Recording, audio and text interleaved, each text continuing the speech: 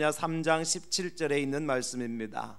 구약성경 스바냐 3장 17절 한 절 말씀 함께 받으시겠습니다. 구약 1309쪽에 제가 가진 성경 그렇습니다. 하나님 말씀을 다 찾으시고요. 스바냐 3장 17절 한 절 말씀 저와 여러분들 주신 하나님의 음성인 줄 모르고 함께 받으십니다. 너희 하나님 여호와가 너희 가운데 계시니 그는 구원을 베푸실 전능자이시라. 그가 너로 말미암아 기쁨을 이기지 못하시며 너를 잠잠히 사랑하시며 너로 말미암아 즐거이 부르며 기뻐하시리라 하리라. 아멘. 우리 가운데 오실 메시아를 기다립니다 라는 제목으로 함께 말씀의 은혜를 나누려고 합니다. 대림절을 맞이해서 우리 함께 선포합시다. 우리 가운데 오실 메시아를 기다립니다. 여러분, 초림 예수님은 저 베들레헴의 마구간에 오셨습니다. 이미 각자의 고향으로 호적하러 간 사람들이 많아서 베들레헴에 여간빵이 없어서 예수님은 어쩔 수 없이 허술한 마구간에 말구유에 오셔야 했습니다. 여러분, 그래도 그럴 것이 지금도 그렇지만 시골에 무슨 여관이 많이 있나요? 숙소가 많이 있나요? 필요도 없고 많이 있을 이유도 없지요. 그냥 마을에 하나 정도 지나가는 나그네들이 하루 정도 쉬고 갈 정도의 여관이 있었을 겁니다. 그래서 예수님이 이제 태어나신 베들레헴도 역시 마찬가지로 많은 사람들이 고향에 호적하러 왔기 때문에 예수님이 가셨을 때는 예수님의 그 어머니 아버지인 마리아와 요셉이 갔을 때는 이미 여간방이 다 만원이었지요. 그래서 예수님 어쩔 수 없이 마구간에 오셨습니다. 그리고 말구유에 나서야만 했습니다. 그럼 초림 예수님이 오셨던 마구간 어떤 곳일까? 예수님 오신 말구유는 어느 곳일까? 우리가 한번 생각을 할 필요가 있는데요. 상징적으로 보면 이 예수님이 오셨던 마구간은 오늘의 교회라고 말할 수 있습니다. 초라한 교회, 볼품없는 교회, 여러 가지 여러 모양으로 냄새나는 교회, 그곳에 예수님이 오셨습니다. 여러분, 원래 교회는 초라한 곳이었어요.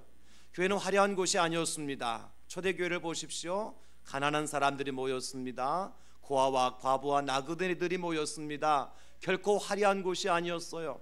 그런데 그 교회가 언제부터 화려하게 되어졌습니까? 중세교회의 로마 가톨릭이 이제 타락을 하면서 교회가 화려해지기 시작을 했습니다. 각종 화려한 문양과 그리고 보석으로 교회당을 꾸미기를 시작을 했습니다.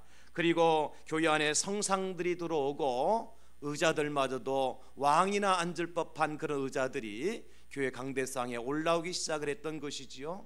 이것은 교회 원래의 모습은 아니었습니다. 여러분, 예수님이 마구간에 오셨던 것처럼 초대교회는 초라한 곳이었어요. 그러나 그 본질을 잃어버렸을 때에 화려함으로 꾸미기 시작했다는 겁니다. 이것이 교회의 변질입니다. 여러분, 그런가 하면 예수님은 말구유에 오셨어요. 이 말구유는 그럼 무엇을 상징하는 걸까요? 바로 예수 그리스도를 구주로 믿는 성도들입니다. 예수님을 영접한 성도들 가운데 예수님이 오시는 거죠. 그러나 마구간이나 말구유의 특징은 뭐예요? 마구간도 그렇고 말구유도 그렇고 그것이 초라하고 냄새가 나고 지저분하고 또 각종 오물투성인 곳이 바로 마구간이요 말구유가 아니겠습니까? 여러분, 그런 인생 가운데, 그런 교회 가운데 예수님이 오셨습니다. 그래서 이것을 우리는 주님의 오심을 은혜라 그렇게 말하는 겁니다. 오실 만한 곳이 아니었습니다. 오셔야 될 곳이 아니었습니다. 그럼에도 불구하고 예수님은 그 마구간을 선택해서 오셨고 말구유에 누이셨던 것입니다. 그럼 예수님을 누가 그것을 초대했나요? 아닙니다. 그 마구간의 주인이 예수님을 초대한 적도 없습니다. 말구유가 예수님을 초청한 일도 없습니다. 하나님께서 작정하시고 예정하시고 택하셔서 마구간에 오셨고 말구유에 오신 것입니다. 여러분, 이것이 기독교가 가르치는 진리예요. 다른 종교들은 무엇인가 자기가 스스로 수양을 하고 도를 닦고 착한 일하고 많은 선한 일을 해서 신의 경지에 올라간다고 얘기하지만 우리 기독교는 그렇지 않습니다. 하나님이 세상을 이처럼 사랑하셔서 독생자를 주셨을 뿐입니다. 세상에 예수님이 받을 만한 자격이 있어 받은 것이 아니에요. 주님이 이 땅에 하나님께서 보내주셨기 때문에 오신 것입니다. 우리가 초청해서 오신 적도 없어요. 우리 하나님을 바래서 오신 것이 아니에요. 하나님께서 이 땅을 사랑하셔서 하나님의 때에 예수 그리스도를 이 땅에 보내주신 줄로 믿습니다. 이것이 우리가 믿어야 될 진리라는 거예요. 예수님이 교회에 찾아오셨다는 것이고 독생하신 예수님께 저와 여러분들을 찾아오셨다고 하는 것, 이것이 우리가 믿어야 될 진리인 것입니다. 여러분, 그래서 처음부터 끝까지 하나님께서는 예정하시고 택하시고 찾아오시고 임재하시는 것입니다. 오늘 그래서 대림절 세 번째 시간에 우리 가운데 오실 메시아를 기다립니다, 이런 제목으로 함께 말씀의 은혜를 나누려고 합니다. 여러분, 본문에서 스바냐 선지자를 통해 하나님께서 말씀하고 계시죠. 오늘 17절에 너희 하나님 여호와가 너희 가운데 계시니, 너희 하나님 여호와가 너희 가운데 계시니. 여러분, 스바냐 선지자가 사역할 당시에 이스라엘의 상황은 어떤 상황이었는가? 오늘 스바냐 3장 1절 이하에 보면은 이스라엘은 패역하고 더럽고 포악한 성읍이었습니다. 여호와를 의뢰하지 않고 있었습니다. 하나님께 가까이 나가지도 않은 상황이었습니다. 방백들, 재판장들, 선지자들, 제사장들까지 성소를 더럽히고 있었고 하나님의 말씀인 율법을 범하고 있는 상황이었습니다. 그런데 바로 그 현장에 선지자를 통해 말씀하시기를 하나님 여호와가 너희 가운데 계신다. 비록 마구간같이 냄새가 나고 지저분하고 더럽고 추하고 여러 가지 오물투성인 그런 곳에 예수님이 오셨던 것처럼 바로 이스라엘 나라의 그 땅에, 황폐한 땅에 예수님 하나님께서 그곳에 함께 하신다는 사실을 말씀하고 있는 것입니다. 그럼 예수님 마구간에 왜 오셨습니까? 예수님 말구에 왜 오셨을까요? 예수님 그 황폐한 이스라엘 땅에 여호와께서 함께 계시는 이유와 목적이 무엇일까요? 우리가 이 대림절에 만나야 될 예수님 어떤 분이십니까? 우리가 기다리고 소망해야 될 예수님 어떤 분이십니까? 오늘 말씀을 통해 우리에게 세 가지를 우리에게 가르쳐주고 있어요. 이번 성탄절에 만나기를 기대하는 예수님 어떤 분인가? 첫째는 구원을 베푸실 전능자로 오신다고 말씀하셨습니다. 우리에게 구원을 베푸실 전능자로 예수님께서 이 땅에 오신 줄로 믿습니다. 주여, 우리에게 구원을 베푸실 전능자로 오늘도 나에게 찾아와 주시옵소서. 우리가 기도하고 기대하고 소망해야 될 예수님이 누구냐? 우리에게 구원을 베푸실 전능자라고 하는 사실이에요.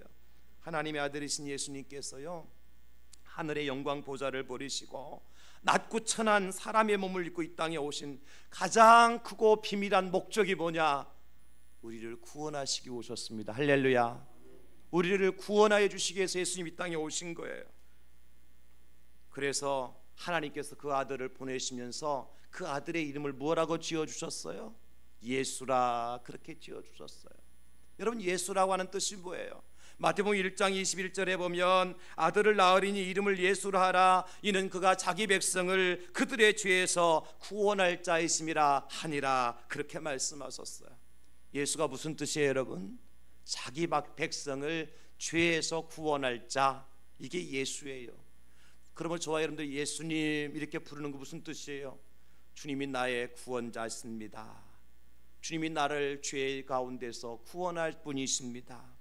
주님이 나를 죽음 가운데서 구원하실 분입니다. 주님이 나를 고통 가운데서 구원하실 분입니다. 주님이 나를 슬픔 가운데 구원하실 분입니다. 주님이 나를 질병 가운데 구원하실 분입니다. 주님이 나를 가난 가운데 구원하실 분입니다. 주님이 나를 멸망 가운데서 구원하실 분입니다. 할렐루야.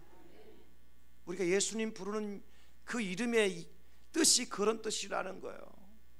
그냥 예수님 그냥 단순히 부르지 마시고 예수님 할 때는 그 의미를 담아서 한번 불러보세요. 우리 다 같이 예수님, 그렇게 불러갖고 예수님 대답하시겠어요? 예수님, 간절한 마음으로요. 나를 죄에서 구원하실 주님, 나를 사망에서 구원하여 주실 주님, 나를 멸망에서 구원하여 주실 주님, 나를 가난에서, 나를 질병에서, 나를 고통에서, 나를 슬픔에서 건져내실 주님, 그 뜻이 어떻게 불러야 돼요? 예수님, 이렇게 부르는 거예요.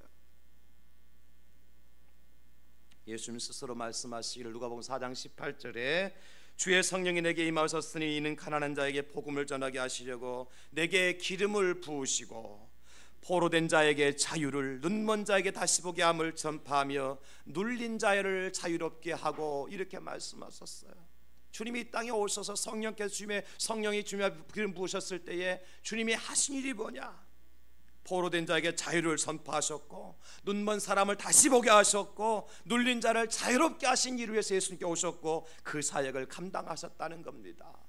예수님이 이 땅에 오신 목적은 바로 우리를 구원하기 위해서 오셨다. 죄와 사망의 늪에 빠져있는 저와 여러분들을 건져내기 위해서 예수로 오신 줄로 믿으시기 바랍니다.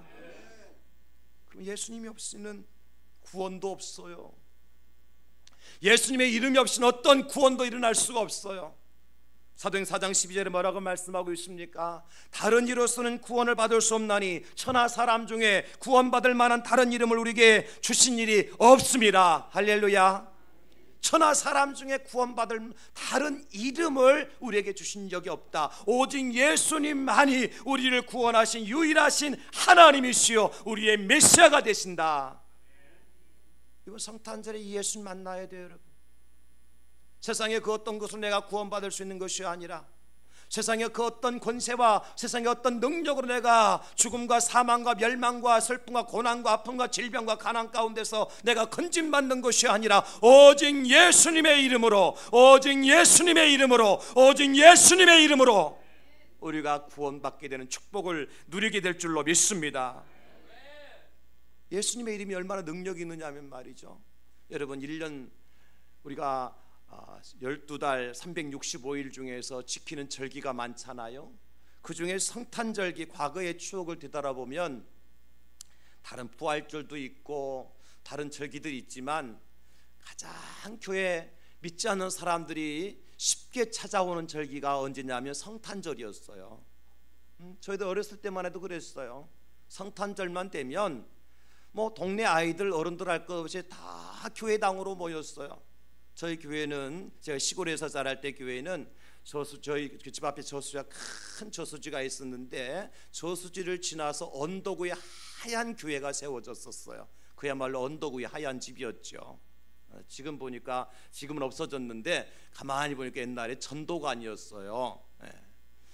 거기에 보면 이제 그 교회 성탄절에 교회 가기 위해서는 우리는 썰매 타고 가고 스케이트 타고 가고, 그래서 이제 언덕길을 미끄러져 가면서 눈길 사이로 올라가서 성탄절에 교회당 도착하면 교회에서 선생님들이 환영을 해주고 우리에게 또 성탄 선물로 주는데 공책도 주고 연필도 주고 지우개도 주고, 그래가지고 그 공책 받고 연필 받고 지우개 받아서 또 한 학기 공부하고, 그런 아이들이 말이죠, 그 선물 받기 위해서 다 교회로 가요, 성탄절에. 그래서 성탄절에 교회 가면 뭘 하죠? 성극을 하고 드라마를 하고 찬송을 가르쳐주고, 다 뭘 불러요?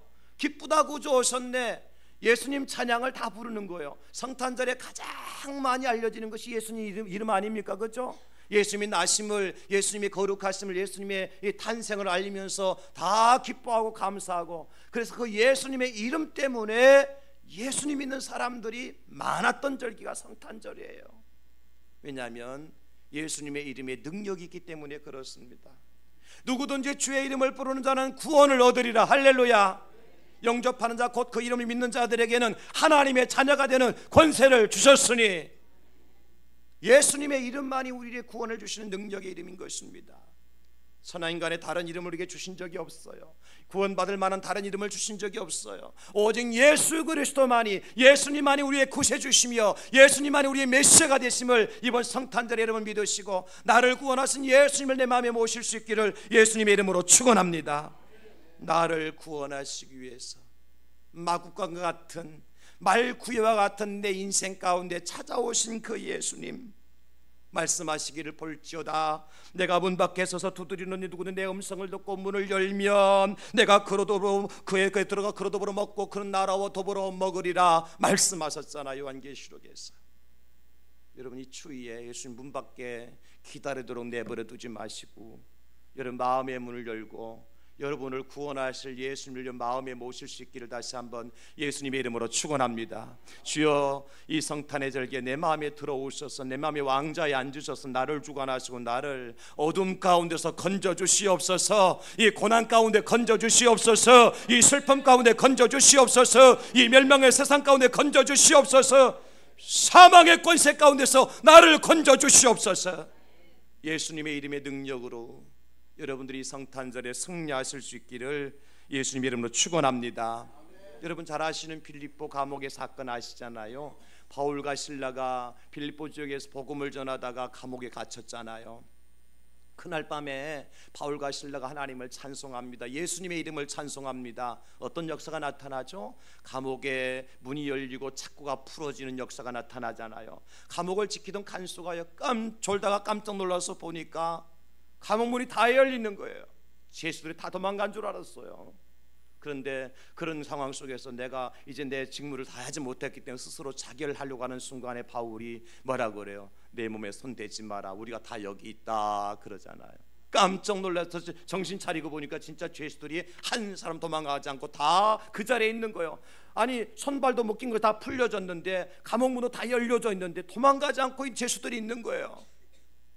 그때 이 간수가요, 바울과 그 일행에 매맞은 부분을 싸매어주고 치료해주고 자기 집으로 데려가서 이제 잔치를 베풀면서 하는 말이 있어요.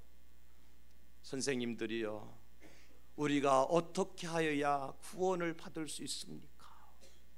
어떻게 하여야 우리가 구원을 받을 수 있습니까?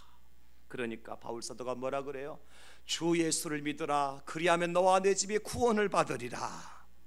주 예수를 믿으라, 그리하면 너와 내 집이 구원을 받으리라.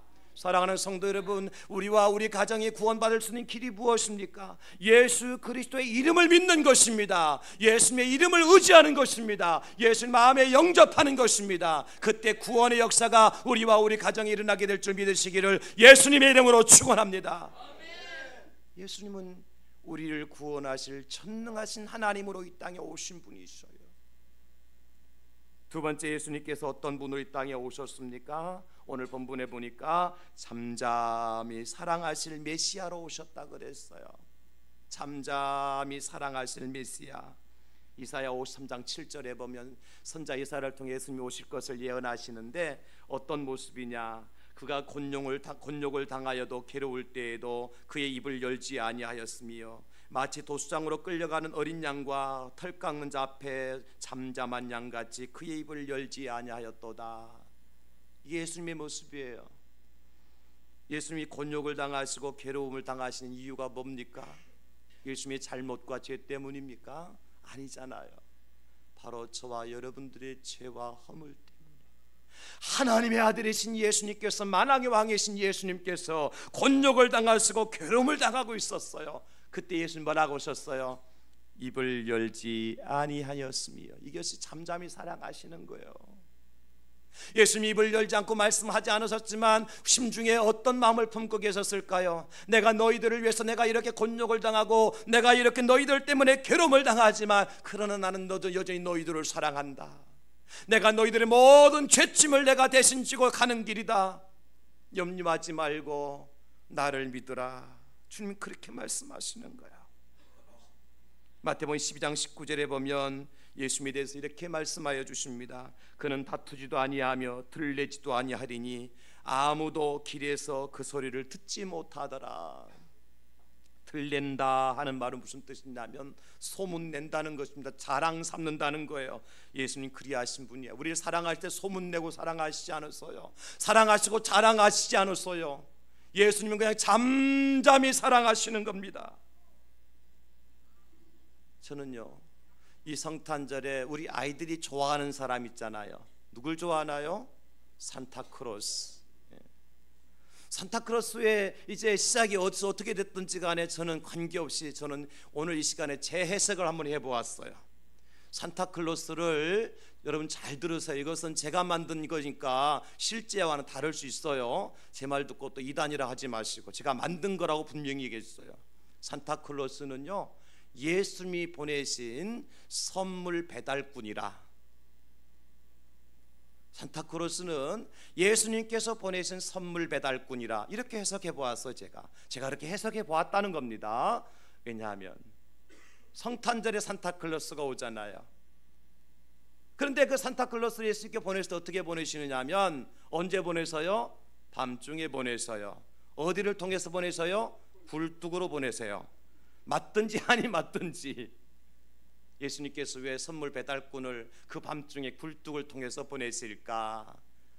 이것이 예수님 우리를 잠잠히 사랑하시는 모습이에요. 들레지 아니하시고 자랑하지 아니하시고 모든 사람들이 잠잠틈을 타서 그것도 시커먼 굴뚝을 통해서 우리에게 찾아오시고 우리에게 선물을 주시고 우리에게 구원을 베풀어 주신 주님의 사랑, 이것이 잠잠한 사랑 아닙니까 여러분? 그래, 이 잠잠한 사랑은 어떤 사랑이라고 말할 수 있느냐? 변함없는 사랑이에요. 끊임없는 사랑이에요. 영원한 사랑이에요.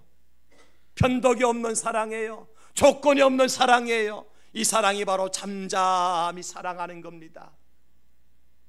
비록 예수님께서 마구간에 오셨지만, 비록 예수님께서 말구에 누우셨지만, 그러나 주님은 그 마구간을, 그러나 그 주님은 그 말구유를 여전히 사랑하신다는 겁니다. 냄새나는 마구간이지만, 오물투성인 말구유지만 예수님은 그럼에도 불구하고 그것을 사랑하신다는 거예요. 예수님 거부하지 않으셨잖아요. 사랑하셨잖아요. 우리의 모습이 그렇게 누추하고, 우리의 모습이 이렇게 냄새가 나고, 우리의 모습이 이렇게 오물투성이 같은 인생이랄지라도 주님은 우리를 외면하지 아니하시고, 우리를 떠나지 아니하시고, 우리를 버리지 아니하시고 영원히 사랑하시는 예수님, 그 예수님의 사랑이 우리를 잠잠히 사랑하시는 예수님의 사랑인 줄로 믿습니다. 이 성탄의 주간에 저와 여러분들을 잠잠히 사랑하시는 그 주님의 사랑을 체험하실 수 있기를 예수님의 이름으로 축원합니다. 예수님께서 한 번은 나병 환자를 고치셨어요. 나병이 무슨 병인지 아시잖아요. 한센병, 옛날에는 그것을 문둥병이라 그랬어요. 피부에 물집이 생기고 고름이 나고 골마 터지고 썩어 들어가는 병입니다. 나병 환자가 주님께로 와서 예수님께로 왔어요. 선생님, 원하시면 저를 깨끗하게 하실 수 있으십니다. 그랬더니 예수님께서 어떻게 하신 줄 아세요? 그에게 가까이 가셔서 조용히 그에게 손을 내려서 그 고름이 터져 나오는 허물어진 그의 이제 피부를 만지십니다. 썩어 문드러진 냄새나는 그 나병 환자에게 찾아가서 거기를 만지셔요. 여러분, 이것이 예수님 잠잠히 사랑하시는 모습이에요. 그리고 내가 원하노니 깨끗하게 될지어다. 깨끗해졌어요. 예수님 말씀하십니다. 삼가 아무에게도 이르지 말고 다만 가서 제사장에게 내 몸을 보이고 모세가 명한 예물을 드려 그들에게 입증하라. 네가 고침받았다는 사실을 누구한테 자랑하지도 마라. 예수라는 사람이 너를 고쳤다고 자랑하지도 마라. 그저 조용히 가서 예수님 제사장의 몸을 보이고 모세에게 명한 예물을 드림으로 네가 고침받았다는 사실을 증거하기만 하면 돼. 이것이 잠잠히 사랑하신 주님의 모습이에요. 우리 같았으면 어땠을까요? 나팔을 불었을 거예요. 봐, 내가 고쳤지, 내가 치료했지, 내 능력으로 내가 고침받은 거야, 내가 했어, 내가 했다고 그렇게 우리 같으면 얘기했을 거예요. 그래서 내가 40일 금식 기도를 몇 번 했는가를 광고지에 내야 되고, 내가 집회를 했을 때 안지명이 일어서고 보지 못하는 소경에 눈을 떴다는 사실을 집회 광고지에 내야 되고, 그래서 내가 유명해져야 많은 사람들이 모이고 내가 유명해져야 많은 사람들이 인정받기 때문에 그렇게 할 수 있지만 예수님은 그리하지 않으셨습니다. 삼가 아무에게도 말하지 말고 가라. 잠잠히 사랑하시는 주님. 복음성가 중에 일어나 걸어라 하는 찬양 우리가 잘 알잖아요. 그 2절에 보면 이런 노랫말이 나와요. 나의 등 뒤에서 나를 도우시는 주, 평안히 길을 갈 땐 보이지 않아도 지치고 고나여 넘어질 때면 다가와 손 내미시네. 지치고 고나여 넘어질 때면 다가와 손 내미시네. 내가 너무 힘들고 어렵고 지쳐서 하소연하지 못하여 꼬꾸라져 있을 그 당시에 예수님은 어느샌가 내 옆에 오셔서 손 내밀어 주시는 거예요. 지치고 고나여 넘어질 때면 다가와 손 내미시네. 일어나 걸어라. 내가 새 힘을 주리니 일어나 너 걸어라. 내 너를 나의 등 뒤에 나를 도우신 3절입니다. 나의 등 뒤에서 나를 도우시는 주. 때때로 뒤돌아보면 여전히 계신 주. 잔잔한 미소로 바라보시며 나를 재촉하시네. 아멘. 일어나 걸어라. 내가 새 힘을 주시니 일어나 너 걸어라. 내 너를 일어나 걸어라. 아멘. 일어나 걸어라. 내가 새 힘을 주리니 일어나 너 걸어라. 내 너를 도우리. 아멘 아멘 아멘. 그래요. 언제나 잔잔한 미소로 우리를 바라보시는 잠잠히 사랑하시는 예수님. 여러분은 결코 혼자가 아닙니다. 여러분이 가는 길이 결코 혼자 가는 길이 아닙니다. 여러분이 서 있는 곳이 혼자 서 있는 곳이 아닙니다. 주님이 함께하고 계십니다. 임마누엘 하나님께서 함께하고 계십니다. 그저 잠잠히 우리를 사랑하시기 때문에 보이지 않는 것 같지만, 나타나지 않는 것 같지만 여전히 사랑하시고, 그럼에도 불구하고 사랑하시고 변함없이 사랑하시는, 잠잠히 사랑하시는 주님의 은혜, 그 사랑을 이번 대림절을 통하여서 여러분들이 꼭 체험하실 수 있기를 예수님의 이름으로 축원합니다. 마지막으로 예수님, 대림절에 만날 우리 예수님 어떤 예수님이냐? 함께 기뻐하기 위해서 오신 예수님이에요. 함께 기뻐하시기 위해서 오신 예수님. 오늘 본문에 보면 계속해서 그가 너로 말미암아 기쁨을 이기지 못하시며 하시고 너로 말미암아 즐거이 부르며 기뻐하시리라. 여러분, 저는 이 말씀을 묵상하면서 얼마나 감사했는지 알 수가 없어. 여기 너가 누굽니까? 마구간이에요. 여가 누굽니까? 말구유예요. 여러분, 마구간처럼 지저분한 나를, 말구유처럼 오물투성이로 여기저기 묻혀있는 나를, 냄새나는 나를, 형편없는 나를, 사람들이 환영해주지 않는 나를 예수님께서 뭐라고 말씀하세요? 그가 너로 말미암아 기쁨을 이기지 못하시며 너로 말미암아 즐거이 부르며 기뻐하시리라. 내가 깨끗하게 치워준 호텔방이 아니라니까 여러분. 내가 깨끗하게 준비된 어떤 좋은 그릇이 아니라니까요. 그저 토기로 만들어진, 깨지면 깨질 수밖에 없는 연약한 인생이잖아요. 세상에 여기저기 오물과 세상의 것으로 이제 흙토성이가 되고 오물토성이가 되어서 냄새가 나 사람들은 나를 피하여 갈 수밖에 없는 그런 나잖아요. 근데 하나님은 뭐라고 말씀하세요? 그런 너로 말미암아 내가 기쁨을 이기지 못한다. 그런 너로 말미암아 내가 즐거이 부르며 내가 기뻐하겠다. 이게 웬 은혜며 웬 사랑입니까 여러분? 내가 준비되었다면 그나마 주님 그렇게 하실 수 있겠죠라고 말할 수 있겠지만, 내가 뭔가 깨끗하고 내가 뭔가 거룩하고 내가 뭔가 하나님을 기쁘시게 해드리고 즐겁게 해드릴 만한 자격이 있다라면 그렇게 해야 될 수도 있겠다라고 내가 인정하겠지만, 나는 아니잖아요. 나는 억만 죄악 가운데 죽은 자였잖아요. 나는 아버지께서 보실 때에, 세상 사람이 볼 때도 지옥의 한복판에 떨어져도 마땅할 죄인 중에 개수와 같은 사람이었잖아요. 그런 나를 향해서 말씀하시기를, 주님께서 말씀하시기를 그가 너로 말미암아 기쁨을 이기지 못하시며 내가 너로 말미암아 즐거이 부르며 내가 너를 기뻐하리라.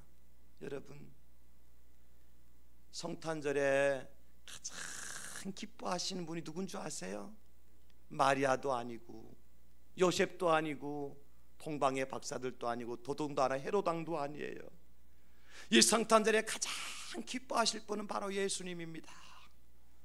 여러분들을 때문에 기뻐하시는 그 예수님의 모습을 보시고 여러분들로 인하여서 기뻐하시니 그 예수님을 인하여서 함께 기뻐하실 수 있기를 예수님의 이름으로 축원합니다. 여러분, 그럴 수밖에요.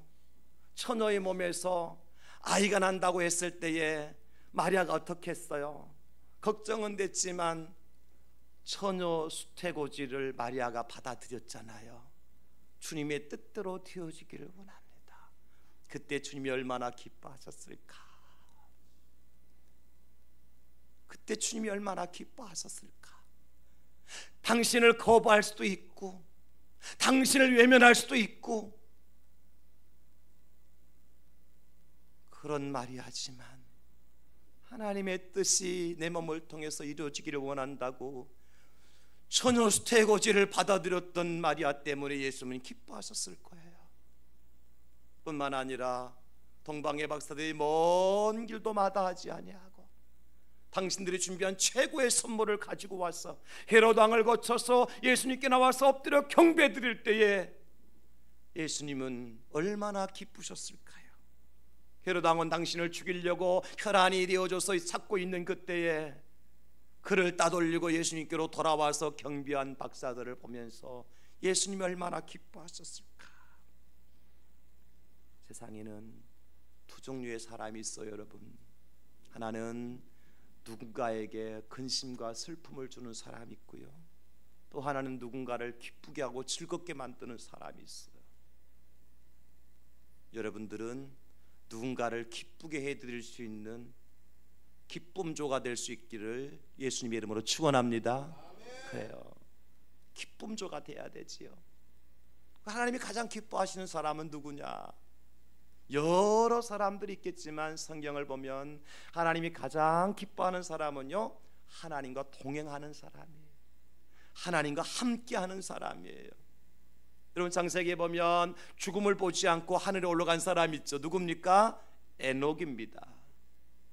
그 에녹에도 창세기에서 말씀하실 때 그가 하나님과 동행하더니 하나님께서 그를 데려가셨다 그랬어요.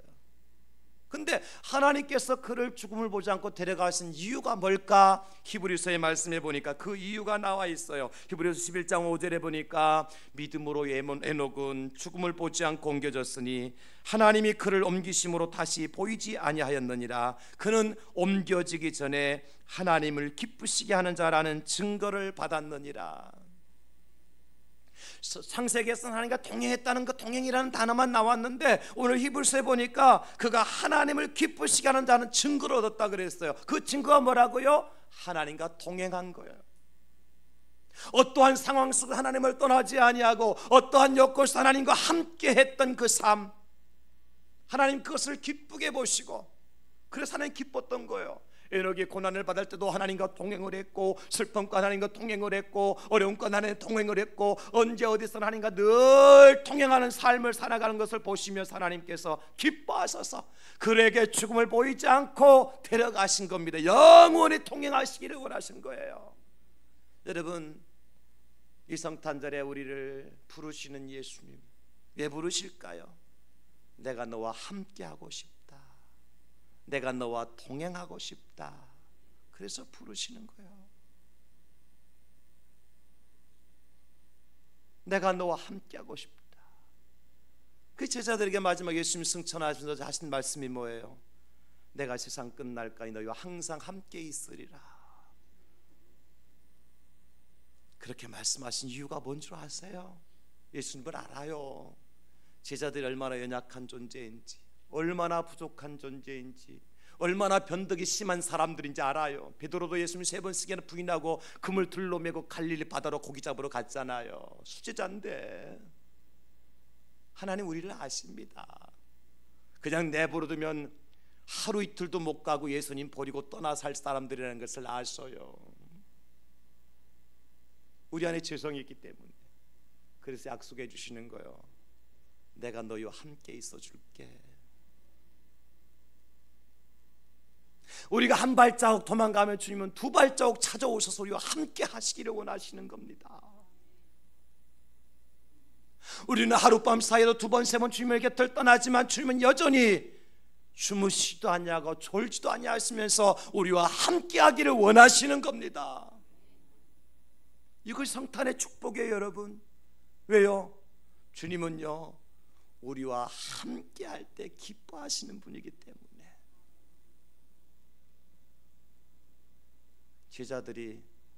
예수님의 제자들이 하나 둘 예수님 십자가 앞에 다 버리고 떠났잖아요. 그렇죠, 여러분. 그 순간 예수님은 무슨 생각이 들었을까요? 내 사랑하던 자녀들인데, 제자들인데, 이 고난 앞에 슬픔 앞에 나를 버리고 떠나는 그 제자들을 보시면서 주님은 작정하셔요. 내가 찾아가야지. 그리고 베드로에게 찾아오시잖아요. 베드로야, 네가 나를 사랑하느냐? 예, 내가 주님 사랑하는 줄 주님이 아시잖아요. 내 양을 먹이라. 베드로야, 네가 나를 사랑하느냐? 주님 왜 자꾸 묻습니까? 내 마음이 지금 찢어지는 것 같습니다. 그 여기에 집중 앞에서 내가 주님을 3번씩이나 부인한 것이 생각나서 내가 견딜 수가 없어 이 갈릴리 바다로 고기 잡으러 왔습니다. 내가 주님 사랑하는 거 주님이 아시지 않습니까? 내 어린 양을 쥐라. 주님 3번째 물으실 때 내 양을 먹이라 말씀하시는 주님, 찾아오시는 주님. 사랑하는 성도 여러분, 주님이 찾아오신 목적은 한 가지입니다. 나는 네가 있어야 나는 기쁘다. 나는 너가 함께 할 때 나는 행복하다. 사랑하는 성도 여러분, 우리가 주님을 행복하게 해드리고 주님을 기쁘시게 해드릴 방법 하나밖에 없어요. 주님과 함께 하는 겁니다. 주님과 동행하는 겁니다.